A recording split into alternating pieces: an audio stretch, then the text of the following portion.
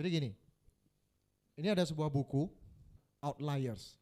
Ini saya baru baca, bagus sekali ya buku ini. Penulisnya Malcolm Gladwell ya, dia menulis juga dua buku sebelumnya ya, yaitu buku tentang tipping point dan juga blink ya. Jadi tipping point, blink, nah ini yang berikutnya, yang ketiga. Ciri-cirinya semuanya sampulnya putih, seperti ini, simple. Tapi ide-idenya sangat menarik, terutama buku yang judulnya Outliers ini ya. Ini saya mau cerita sedikit mengenai Outliers. Apa sebenarnya Outliers ini dan apa hubungannya dengan bisnis kita ini. Nah, di buku itu dijelaskan kenapa ada orang-orang sukses. Dan dia kasih contoh beberapa orang-orang sukses. Nah, ini yang saya mau kasih contoh ini adalah Bill Gates. Bill Gates adalah pendiri Microsoft. Salah satu orang yang terkaya di dunia, Bill Gates. Nah, apa yang menyebabkan Bill Gates sukses? Lalu apa juga yang membuat grup musik dari Liverpool, Inggris, yaitu The Beatles, itu bisa sukses? Nah, di buku ini, Outliers, Malcolm Gladwell mempelajari kenapa orang-orang ini sukses. Ada yang bilang karena faktor keberuntungan. Nah, ternyata dia pelajari, ada persamaan. Dia juga menyelidiki para pemain hoki es di Kanada, kenapa mereka sukses. Terus ada seorang ilmuwan komputer yang mendirikan Sun Microsystem, yaitu Bill Joy. Ya, kenapa ini sukses? Nah, ini yang saya mau sharing dua, yaitu Bill Gates. Kenapa Bill Gates sukses? Nah, ternyata orang-orang yang sukses ini, dia sebutkan karena mereka mendapat kesempatan untuk melakukan lebih banyak di bidangnya. Itu Bapak Ibu poinnya. Jadi mereka punya kesempatan pertama untuk melakukan lebih banyak di bidangnya. Nah, Bill Gates ternyata pada waktu dia sekolah di SMA, itu sekolahnya waktu itu sekitar tahun 68 ya, itu punya kesempatan karena sekolahnya sekolah orang-orang kaya. Ya, Bill Gates ini anaknya orang kaya juga ya. Itu punya komputer sekolahnya. Sekolah SMA-nya itu punya komputer. Komputer waktu zaman dulu gede sekali ya Bapak Ibu ya. Dan Bill Gates ini punya hak istimewa, dia masuk ke sebuah klub komputer itu. Jadi dia punya kesempatan untuk mengakses dan mempelajari komputer itu. Jadi waktu SMA, Bill Gates ini punya kesempatan untuk duduk di depan komputer berjam-jam. Nah, mungkin Anda mengatakan, oh saya juga bisa berjam-jam di depan komputer. Saat ini juga saya berjam-jam di depan komputer. Ya, tapi ingat Bapak Ibu, zaman dulu komputernya beda dengan sekarang. Zaman dulu itu komputernya gede sekali, nggak ada screen-nya dan bacanya pakai kartu-kartu. Jadi itu sangat membosankan, nggak seperti sekarang ya. Anda berjam-jam di depan komputer main game tapi ya. Chatting, internet, Facebook ya. Kalau zaman dulu belum ada. Dan banyak anak-anak yang juga dapat kesempatan untuk duduk di depan komputer belajar, mereka nggak mau karena komputer membosankan kata mereka. Tapi Bill Gates dengan satu temannya lagi yang namanya Paul Allen ya, mereka berdua kan mendirikan Microsoft akhirnya kan. Nah, Paul Allen dengan Bill Gates ini dua-duanya mereka memanfaatkan kesempatan itu. Mereka duduk berjam-jam setiap hari di depan komputer, 8 jam sehari di depan komputer mereka belajar. Dan dalam waktu 7 bulan mereka bisa 1575 jam di depan komputer. Dan akhirnya mereka menguasai komputer pemrograman itu dan mereka bisa menciptakan Windows yang Microsoft perusahaannya yang sekarang menghasilkan penghasilan besar sekali buat mereka berdua. Jadi Bill Gates bisa sukses karena apa? Dia punya kesempatan untuk melakukan lebih banyak di bidangnya. Dan dia lakukan itu Bapak Ibu. Dia duduk berjam-jam di depan komputer. Beda dengan yang lain.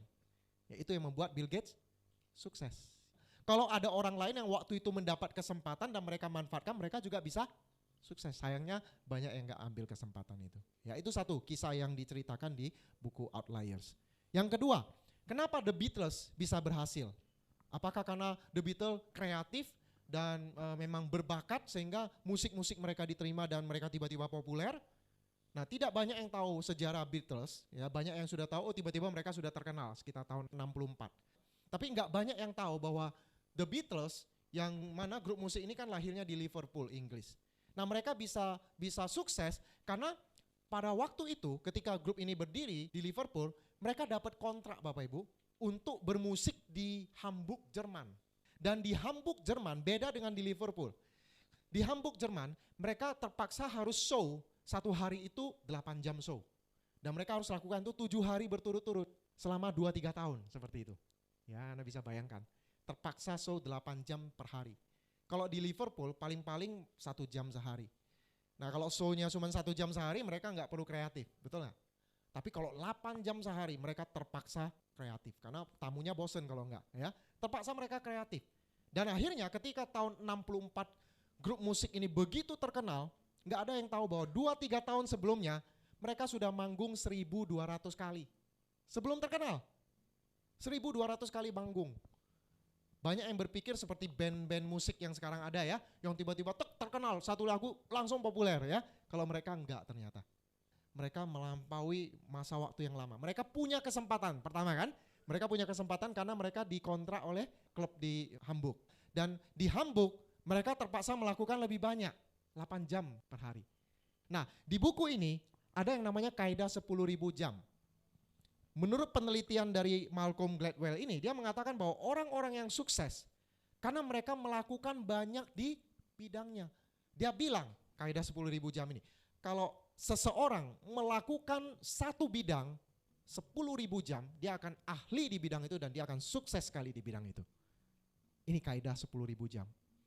Bukan kaidah 1.000 jam atau kaidah 100 jam, bukan.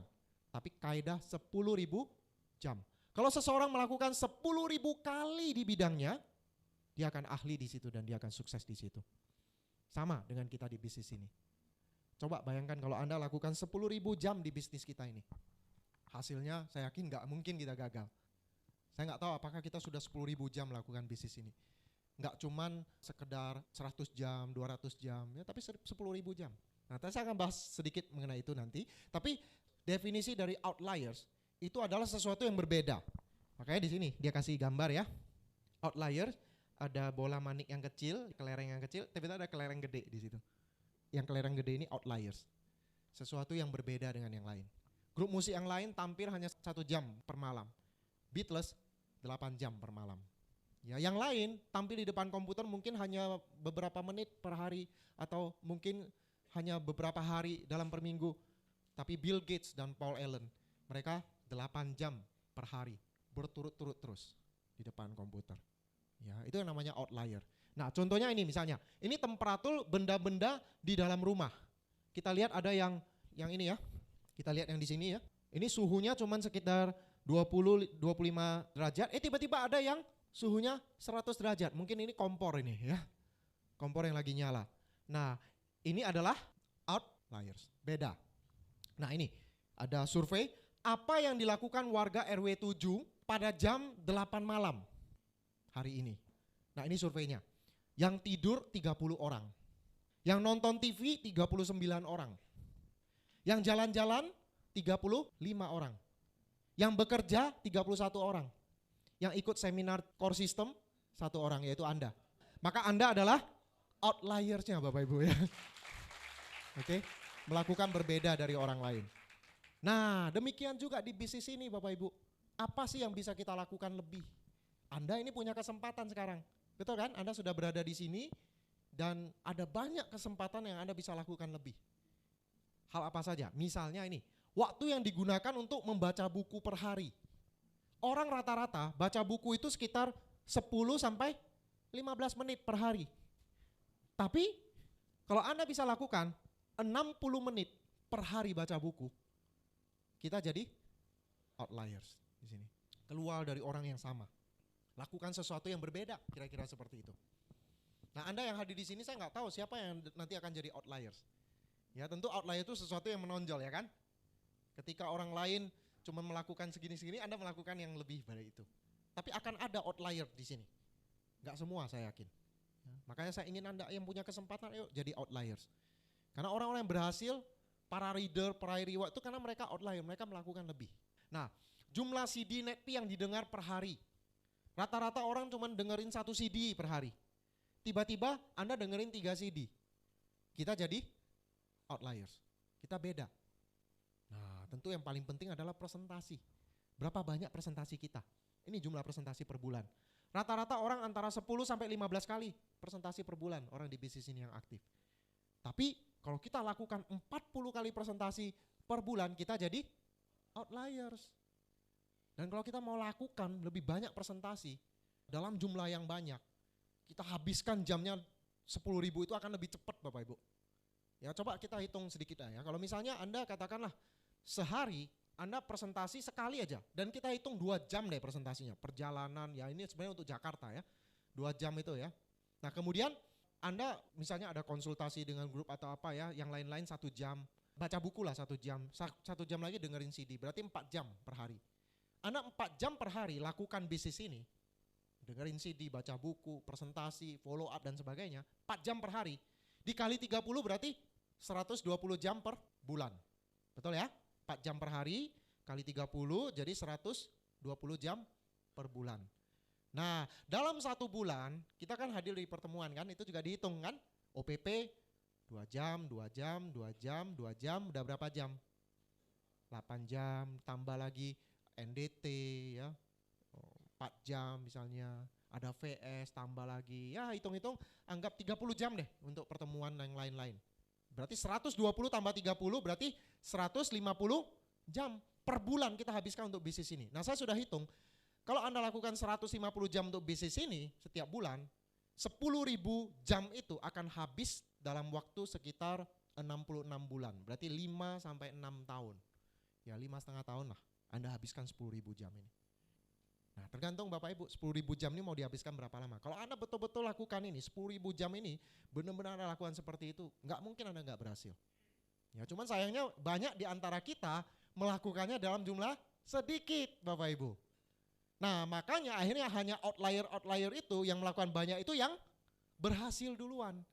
Yang lainnya bukan karena nggak bisa, tapi mereka punya kesempatan dan tidak dimanfaatkan. Mereka punya kesempatan untuk melakukan lebih banyak tapi mereka tidak lakukan. Bahkan sayangnya ada yang cuma lakukan 100 jam, 200 jam, berhenti dari bisnis ini mengatakan saya nggak berhasil. Padahal baru 200 jam dia lakukan. Ada yang baru 1.000 jam dia lakukan dan dia bilang saya gagal. Kaidah 10.000 jam loh Bapak Ibu. Coba Anda lakukan 10.000 jam di bidang ini, Anda pasti berhasil. Nah itu yang saya ingin cuplik dari buku Outliers. Ya maka saya anjurkan Bapak Ibu, ayo kita kerja keras jadi outlier. Saya tantang Bapak Ibu semua di sini, ayo lakukan presentasi lebih banyak. Coba aja lakukan presentasi yang Anda sudah 15 kali, coba tingkatkan 30 kali, 40 kali, lakukan lebih banyak.